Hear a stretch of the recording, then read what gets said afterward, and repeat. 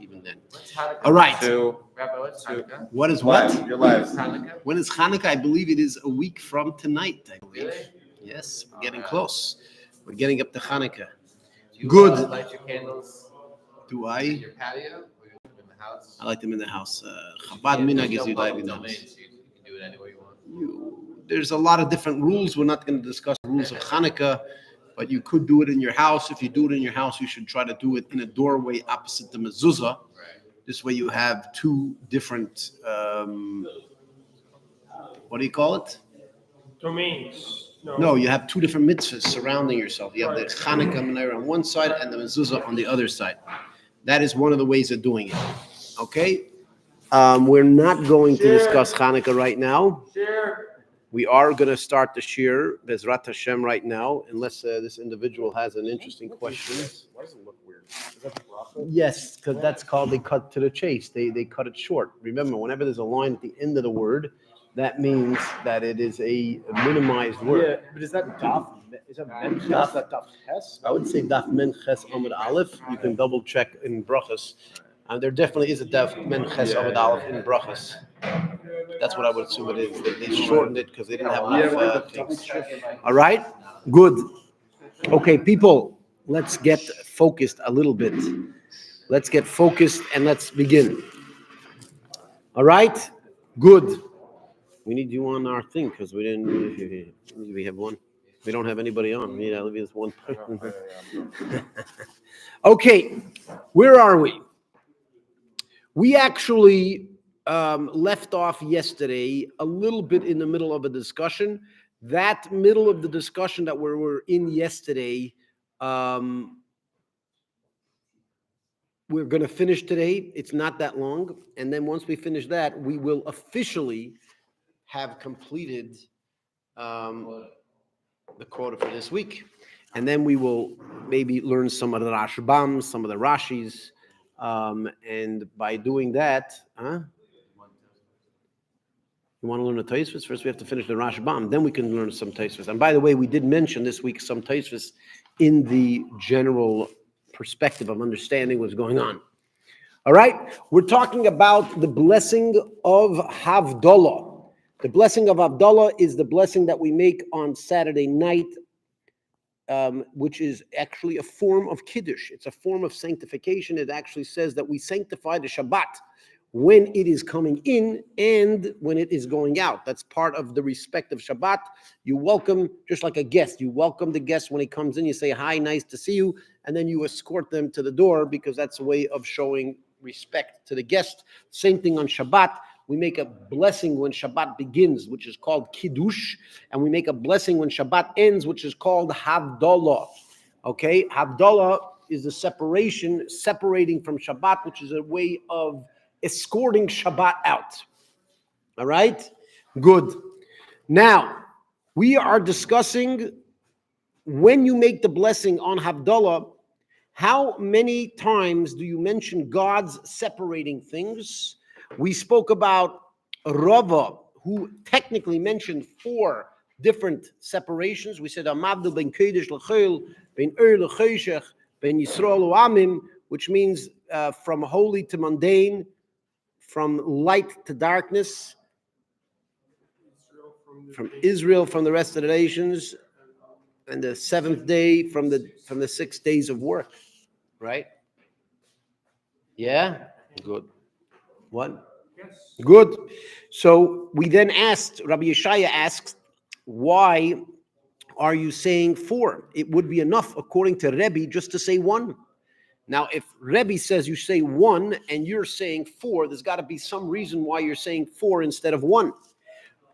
Rava replies and says that is because Rabbi Eliezer says in the name of Rabbi Yeshaya, he says that you should say a minimum of 3 and a maximum of 7, right? Now, the question is, if there's a minimum of 3, a maximum of 7, why is Rava doing 4? Now, you'll say, why not? Because a minimum is obviously a minimum is 3, and a maximum is 7, and 4 is in between 3 and 7. So Tosfos actually says something on this that I'll mention briefly, but Yitzchak cannot listen because he needs to learn it on his own. He's already in the Tosfos class. He should be learning this on his own without me. But Tosfos mentioned something very interesting. But what I said yesterday is still very accurate, that a rabbi that does something has significance. No rabbi does something randomly. He didn't pick out of his hat, oh, you told me that I could do a minimum of 3, a maximum of 7, and therefore I'm going to do 4. No, maybe you should do 5. Maybe he should do 6. Maybe he should do 7. Why 4? Tosfos actually takes it to another level. Tosfos actually says it a little deeper than what I just explained. What does Tosfos say? Huh? You're not sure. Tosfos says as follows. Tosfos says the fact that there's a minimum of 3 and the fact that there's a maximum of 7 in itself has significance. Why? Because there's a reason to say 3 and there's a reason to say 7. And that's why we said you can say a minimum of 3 and a maximum of 7, because there is a spiritual significance to the number 3 when it comes to Havdalah. And there's a spiritual significance to 7 as well. So it's not really a range. Yeah. I'll actually read the Tosfos. It's a short Tosfos. It's the first Tosfos on the page. It says as follows. Umar loy tlas amar v'loy sheva amar. And Master did not say 3 and did not say 7. And the Tosfos says, umistama, and seemingly, oy Gimmel, oy zayin tiknu, seemingly when they said a minimum of 3 and a maximum of 7, really they were saying that you should either do 3 or do 7. Why? Keneged shum davar, because it is significant, because it's relevant to something. He doesn't say what it is, but there's obviously some significance to the number of 3.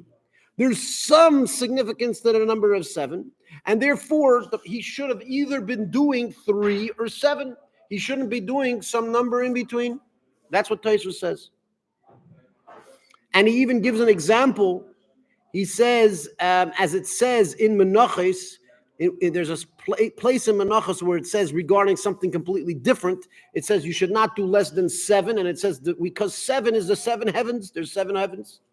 And it says over there, you should not add to 13 because there's the 7 heavens, and then there's the 6 avirim. There's 6 atmospheres. I don't know what that is. These are Kabbalistic things.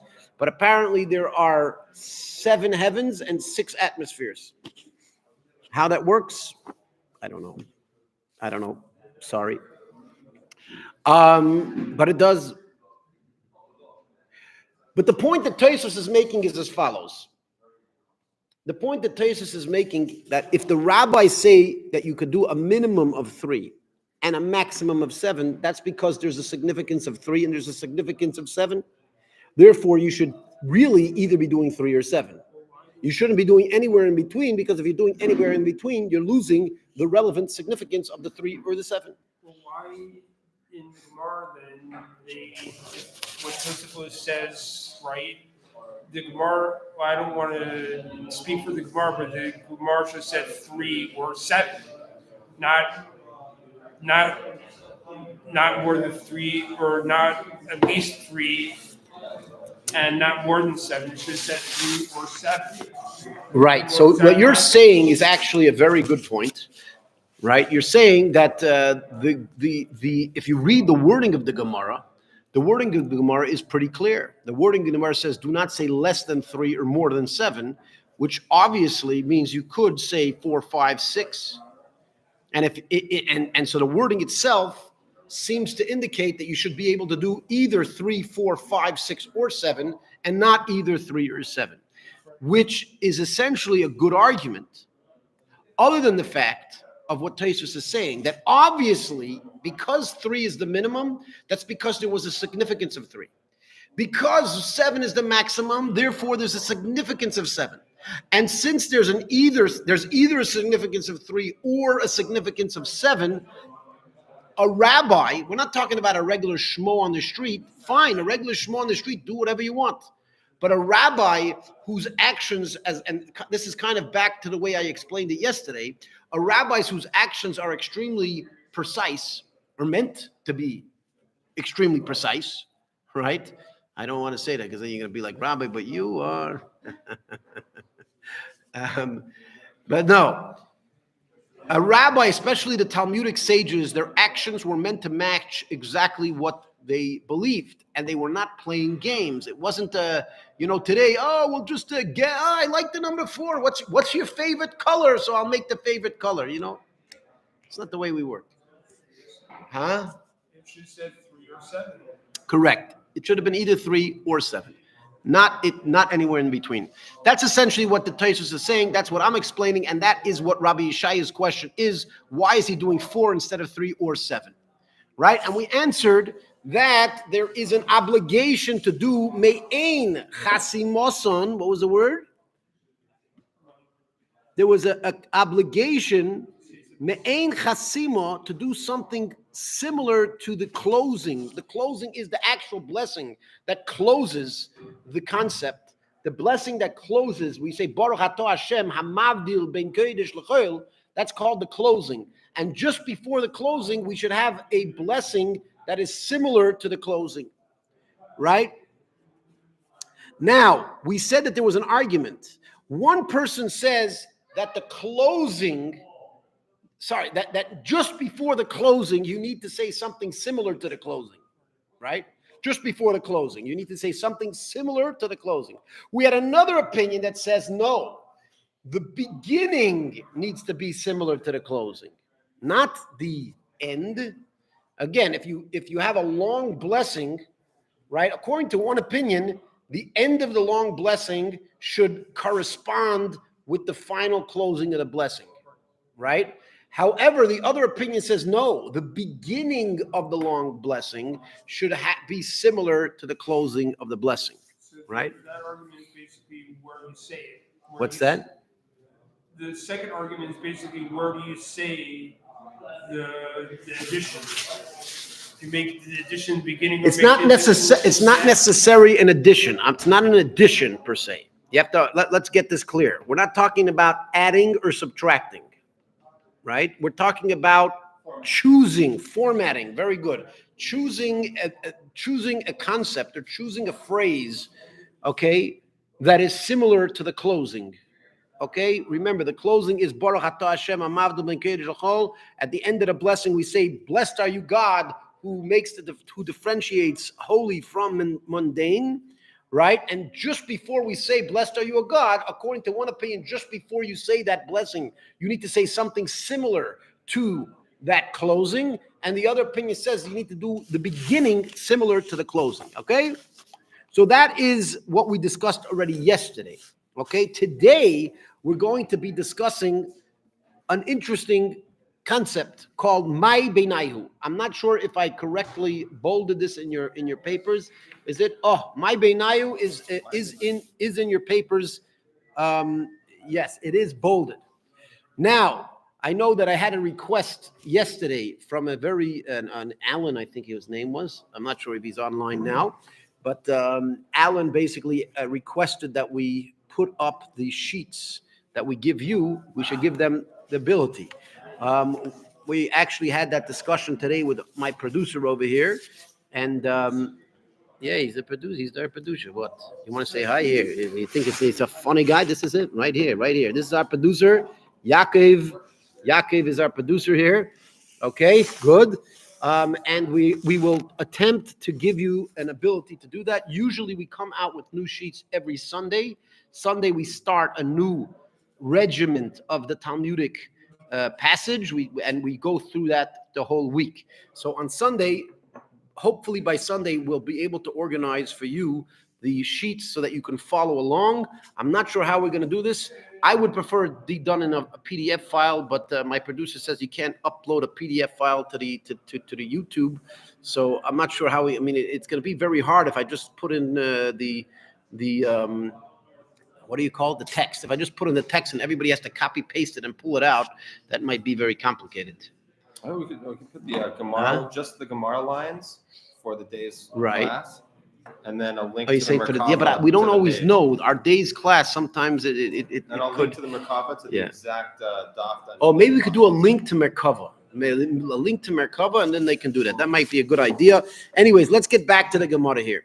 Now, We said my beinayu. My beinayu literally means what's between them. In English, simple English, we would say, what's the difference? What's the difference between them? Okay? Yeah? Sorry. I made a mistake in the way that I explained it. You have to listen again. In Pupadisa, they actually said you have to say, I did say it right. You have to say, in the beginning, you have to say similar to the closing. Yeah, sorry. No. It did say different. You have to say in the beginning of the long blessing, you have to say something similar to the end of the long blessing, not to the closing, but to the end of the long blessing. You kind of have to repeat yourself. Pesichason is the opening. Yes, Pesichason is the opening, and Chasimoson is the closing. Yeah. So we said my beinayu. There's two different opinions. What would be the difference, practical difference between these two opinions? I've actually explained this as Talmudic logic. It's very, very important. Okay. Today in the Western world, very often people, you ask somebody, what's your opinion? And this guy has this opinion, that guy has that opinion. You ask him why he's arguing with the other guy. He can tell you from today to tomorrow, why am I arguing with the other guy? From reason, from philosophy. And you say, well, what difference does it make in real life? And you're like, no difference. Doesn't work like that in the Talmud. In the Talmud, if a rabbi had a different opinion, there has to be a practical outcome in what they hold the rule is.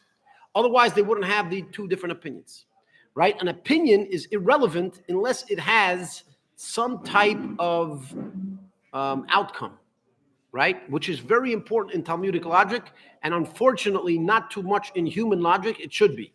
It should be, but unfortunately, in human Western logic, it's not as important. Some people, they can have different opinions and they'll go and they'll have a fist fight over this to do different opinions. And you're like, hello, what's the difference between your two opinions? Like there's no difference. I think we should walk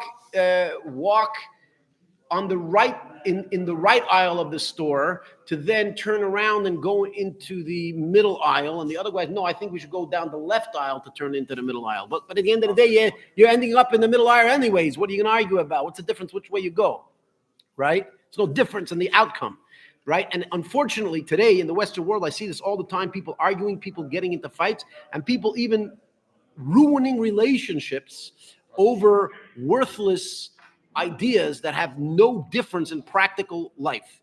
And that's something that you're not going to find in the Gemara. In the Gemara, the very fact that two rabbis have an opinion, the Gemara very often will ask, my beinayu. My beinayu means what's between them. In other words, what's the difference what's the practical outcome between the two opinions? There has to be a practical difference between the two opinions. Otherwise, what's the purpose of your opinion? Right? What do you need an opinion for? Right? I think you're like, what? You can't do anything with your opinion. What is it? Right? You ever see two guys, they sit there arguing for an hour and a half on blah, blah, blah, blah, blah, blah, and then you ask them, yeah, and so what's happening tomorrow? We'll argue again. That's what they'll do tomorrow, argue again. Like come on, man. This is no.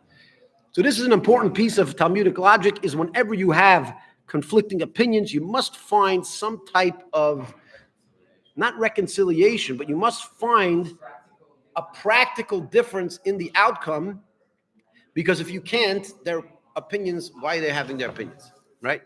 I wouldn't say why are they having opinions, because we don't challenge the sages. We don't assume that the sages are wasting our time. We never assume that, okay? The sages, in fact, we're assuming otherwise. We're assuming the very fact that they had difference of opinion proves that there's a difference in outcome. And our question is, what is that difference? Because we're assuming that difference actually exists.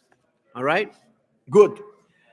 So the question, my beinayu, what's between them? What's the difference between the two opinions? The Gemara says, Ika beinayu, there is between them. There is a difference between the two opinions. What's the difference? He says, Yom Tov shechol liyish achar Shabbos. If Yom Tov, if a holiday falls out immediately after Shabbos, where you have to say Havdalah for Shabbos, even though it is the holiday, like what we learned before. What is it called? Yak Nahaz. Yak Nahaz. Anybody out there want to say it? Want to make a rabbi think? You want to make a rabbi think that you know what you're talking about? You go to him and this holiday, are we going to say Yak Nahaz? And they'll be like, oh, imagine it. Imagine somebody calls a Chabad house rabbi like, I was just wondering if this holiday we say Yak Nahaz. The rabbi could be like, what? Where are you getting? Where did you learn? What happened? You know, who told you about Yak Nahaz? Rabbi Kopel. And say, Rabbi, I saw the YouTube of the rabbi in Sfat. He's told me about Yak Nahaz. The rabbi, okay, good. Anyways, good. Call your local rabbi. Ask them if there's Yak Nahaz on Hanukkah.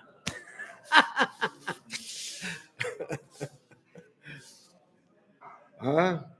Yes, you never know. One of them going to do that? I'm gonna call for the rabbi, and some rabbi in Timbuktu is gonna call me. Rabbi Kopel, did you tell somebody that there might be Yak Nahaz on Hanukkah? What's wrong with you? Because there's no Shechiano and Because there's no Kiddush on No Hanukkah. Kiddush. There's also no Shechiano, no Kiddush. Anyways, good. Let's continue. Let's stop Yak Nahazing a Chinik. All right. Where are we? So on Yom Tov that comes out of Shabbos, the Chasminon ben Kodesh leKodesh, where we close the blessing on Havdalah, we close it ben Kodesh leKodesh. We say God separates between holy and holy because we're actually separating two different holy elements. We have element holy number one called Shabbos. We have element number two called Yom Tov, right? And since we have element number one and element number two, right?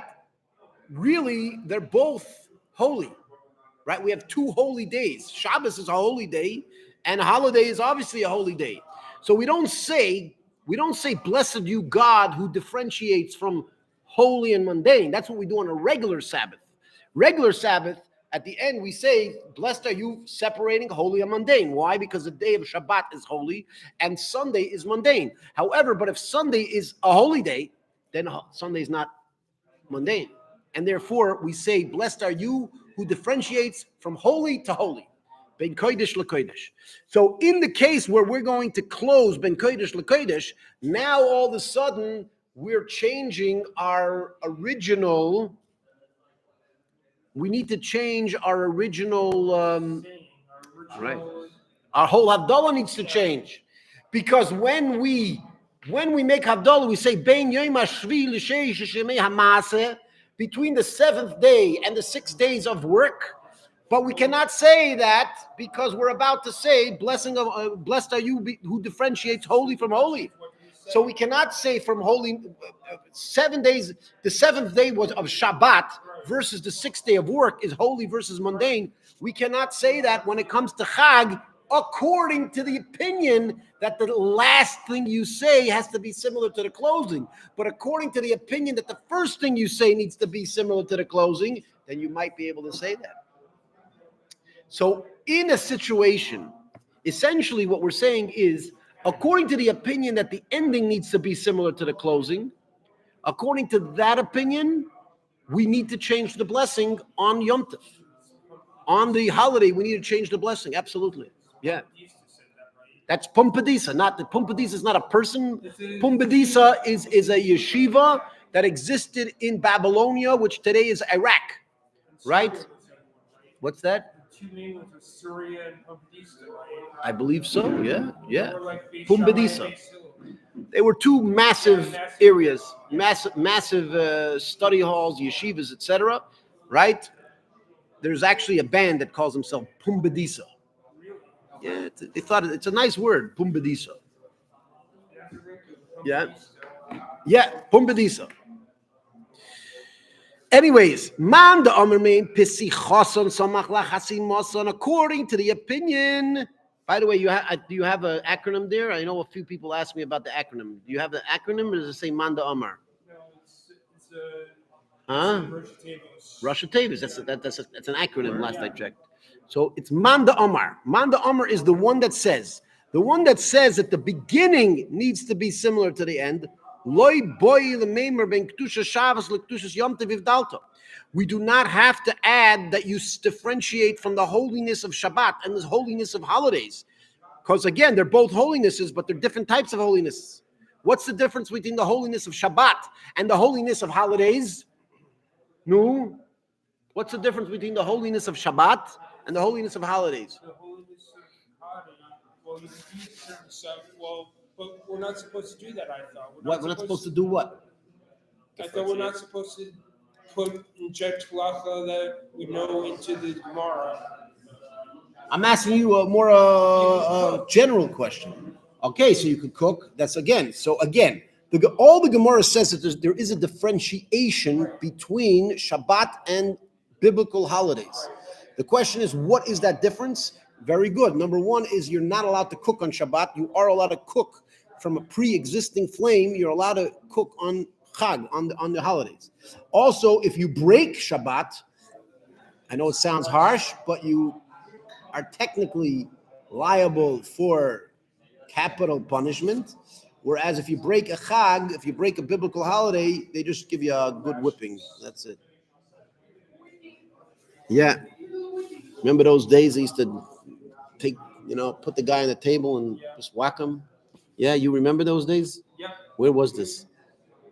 In previous lifetime. Oh, previous lifetime. Working for Okay. the Sicilians in 1952. Or Sicilians. The Sicilians wouldn't just whip you. They just. It's in the box on your feet. That's it. Sicilian, the river. Yes. They'll give you what we call cement shoes. Good or not good? Not good. Right. Official. By the way, one of the things I hate most about American culture is how much they kind of look up to this mob mentality. These people were murderers. They killed people for money. They killed people for power. They killed people just really for their own respect. I don't know about fun. I don't think they kill people for fun, but they kill people for respect. They kill people for money. And everybody's like, oh wow, these are the mobsters. And now the whole federal government is modeled after that. Yeah, the whole federal government is modeled after mobsters, right? Well, kill people and I don't know what. I don't know if that's true, but the fact is that I have a big issue with those, especially Hollywood, that they make these mobsters into something to look up to. So, Elon's going to fire all the mobsters. Anyways, Elon, that's it. What's that? Man the Omar. Man the Omar is the one that says as follows, okay? So the person that says the beginning needs to be similar to the end, there is no need to add the part of the blessing telling you that God separated between one type of holiness called Shabbat and another type of holiness called Chag, called Yom Tov. The one that says that the end needs to be similar to the closing, then we are required to say we are required to say both of them, according to that opinion. Okay, as a matter of fact, those of you who actually pay attention to the Kiddush that we have today, we actually do say this. We say, Ben Kedusha Shabbos and Kedusha Yom Tov Ivdalta. We do that. Now, Tosfos actually, I'm going to say it very briefly, the Tosfos, I'm not going to go elaborate into it too much. However, the Tosfos brings out that if you actually look at the Havdalah blessing that we do, the Yak Nahaz blessing that we do, right, you will see that there's many more differentiations. When we do our Havdalah every week, there's really only 4 separations, like we said here. There's four things, which really 3 of them are necessary because you have to have three definitions of separation.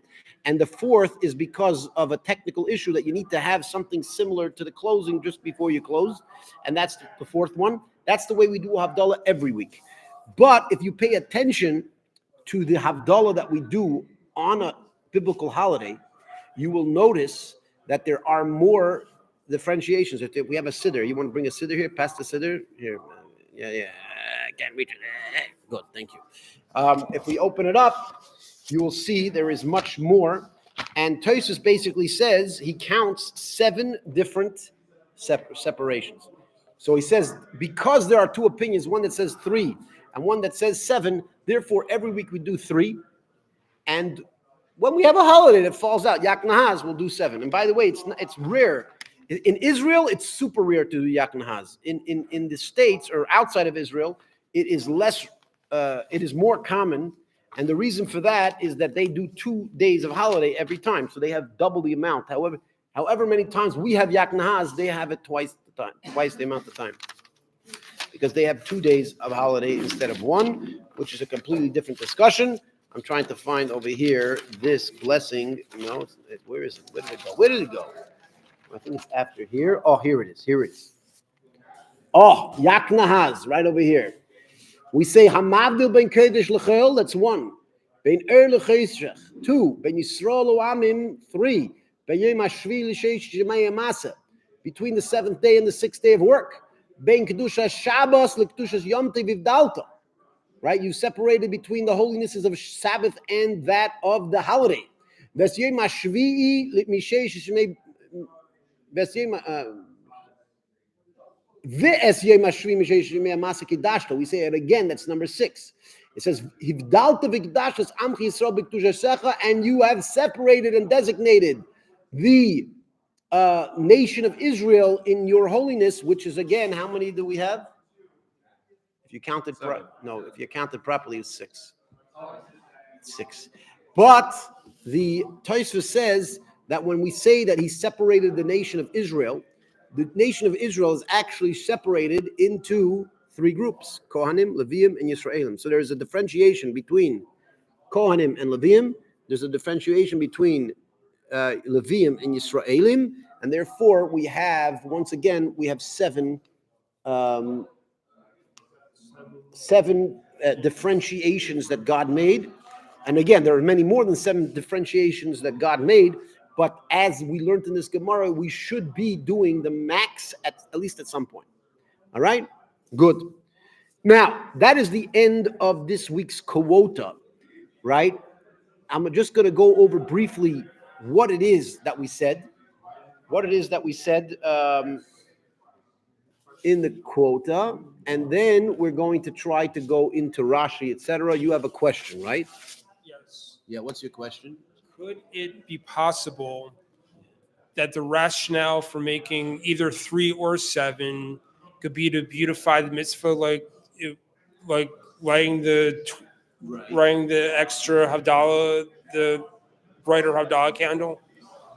So you're saying to beautify the mitzvah, then why not do a 10? Why not do 11? Why not do 50? Why don't we do 50? We'll sit there a whole night saying Havdalah. Yeah, why not? You got to put a limit on beauty. It's not about the limit. It's about the significance. Everything in Judaism is significant. Nothing's by accident. I've actually said to many people, Judaism is the most documented religion. No other religion has anywhere near as many documents about it. One thing is because they taught the rabbis to start talking and they forgot the teachers how to stop. So the rabbis are constantly writing and writing and writing. That's one of the reasons for that. There's another reason is that there's a system to it, and you're building the system. It grows. It doesn't end. All right. Let's remind ourselves what we learned in this entire week's Talmud. We started out with the story of Rabbi Yaakov bar Abba, that he came to visit Rava, and he was what we would call in Hebrew a nudnik. Do you know what a nudnik is? Huh? A what? A pain? A complainer. A complainer. He wasn't a complainer. He was an auditor. He was constantly auditing him. Now, you might think that this auditor was an annoyance to Rava, but the fact is this was the culture back then, and this is what they enjoyed. Okay? So, for all of you people who hate when somebody argues with you, you're definitely not at the level of a Talmudic scholar, because a Talmudic scholar should appreciate a good question and a good argument, because that will enhance your ability. Either you have a good answer and then you're teaching that person something new that he didn't know, or what? It has to be about the proper subject, though. What are you talking It about? has to be about a Torah subject. Because Right. We're talking about a Torah subject, something important, etc. Yeah, 100%. Okay. So he asked him a bunch of questions about what he was doing. He started out by, he would say, what was the first story he did? He said Bora Priya Gofen on the first cup and the last cup. And then we asked, why do you have to do that? Why can't you just make one bracha on the cup of wine and that's it? That's our question. And then he said, no, there's a difference because this is what the students of Rav did. We went a little bit back and forth about different opinions. It seems to be the conclusion of the Gemara is that you do have to say a blessing in the beginning and a blessing in the end for wine. When you're drinking wine, which means that you make one blessing in the beginning of the meal, and then when you make Birchat HaMazon, you're meant to do Birchat HaMazon, the grace after meals. You're meant to be doing it while holding a cup of wine, especially when you do a mezumin, etc. And then you make a blessing on the wine afterwards as well. Then we went on to the whole thing of Havdalah. Okay, we moved on to Havdalah, to a completely different thing, right? And in Havdalah, we spoke about the fact that how the blessing. We actually were speaking about the mechanism of the blessing itself. Yeah, good. Now, what should we do?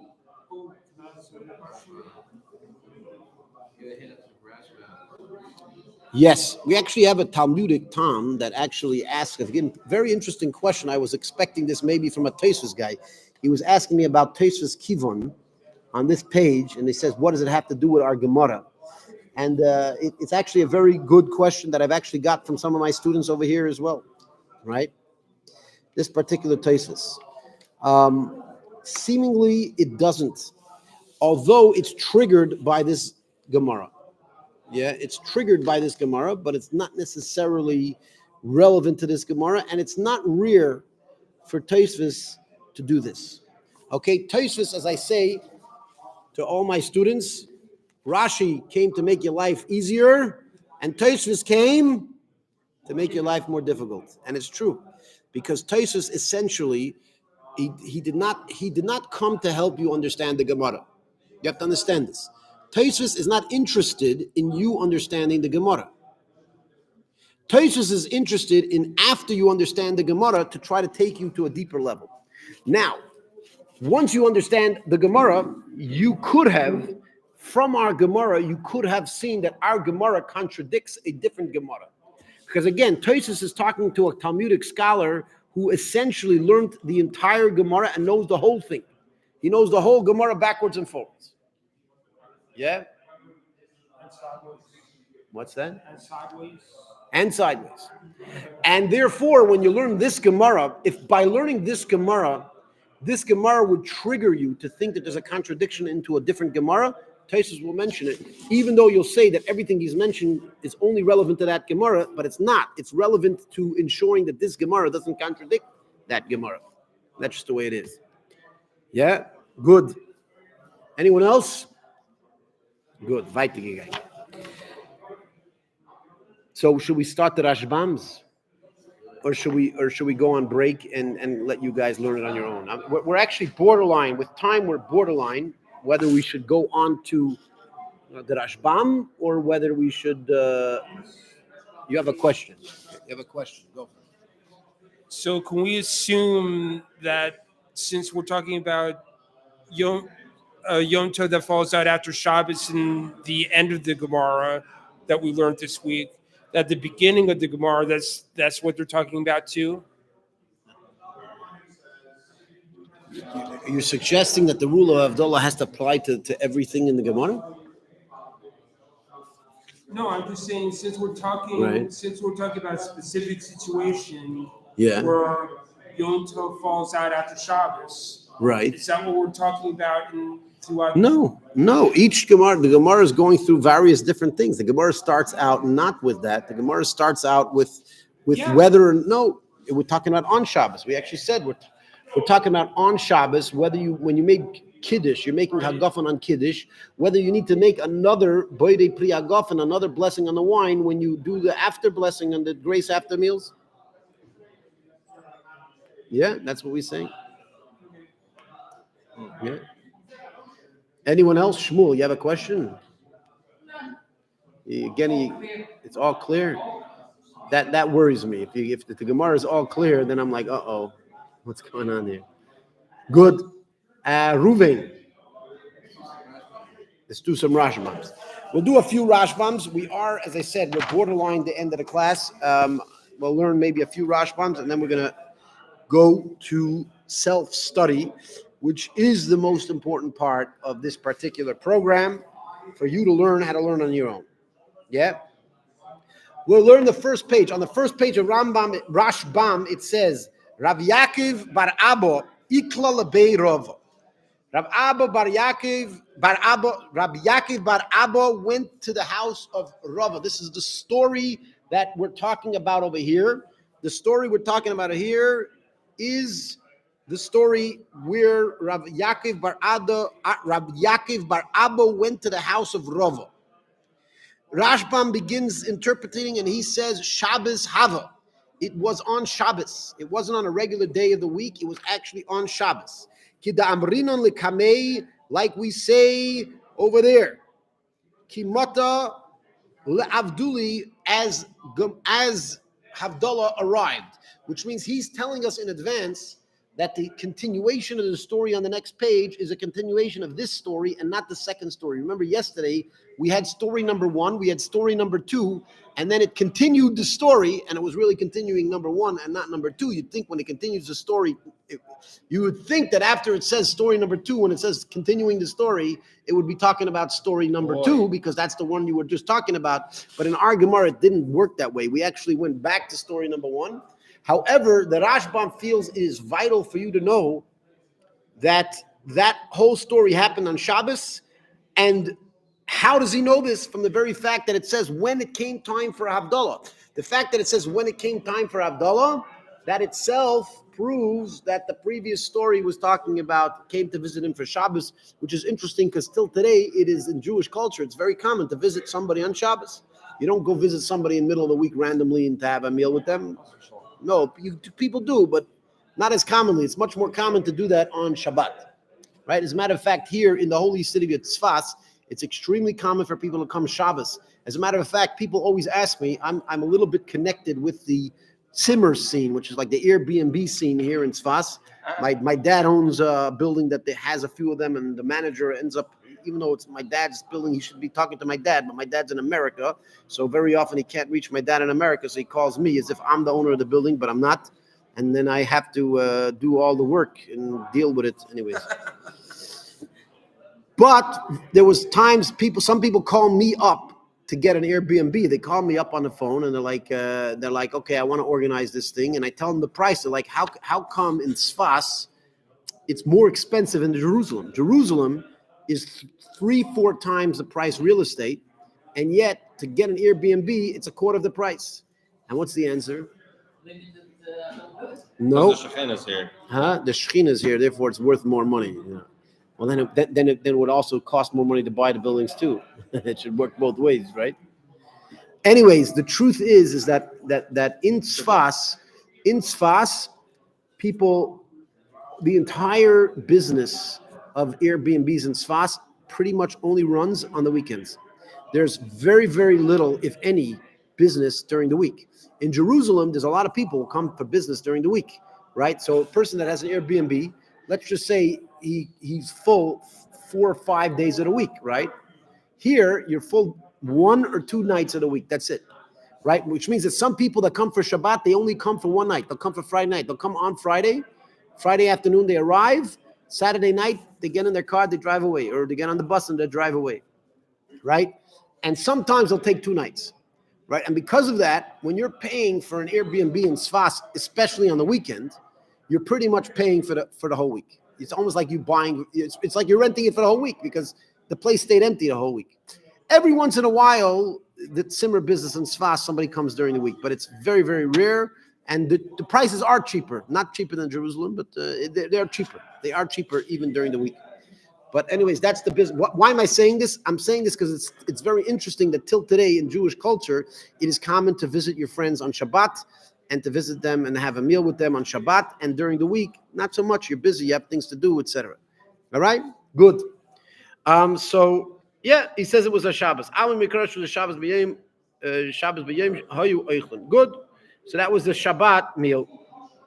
Akosa de berchosa. It says that he said the blessing on the cup of the blessing, right? Akosa de berchosa.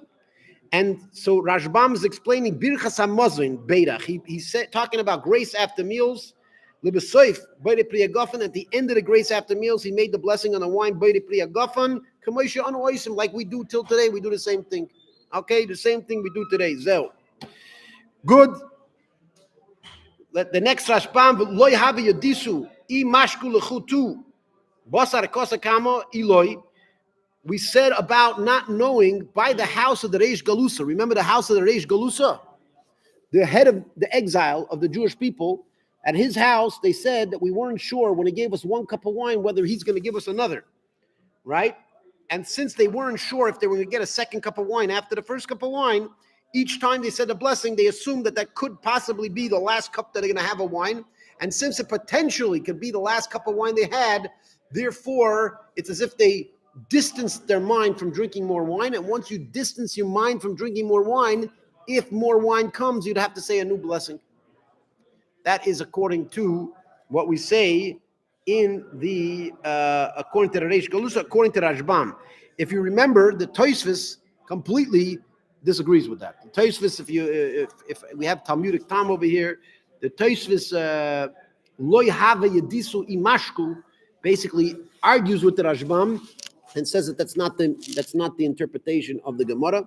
And by the way, for those of you who want to be advanced Talmudic scholars, you start learning Tosfos, you'll see that very often there are conflicting narratives of how to learn the exact same piece of Gemara, like we have here with the Tosfos, right? There could be two different ways of seeing the same piece of Gemara, the same text, but an argument on how to interpret the text.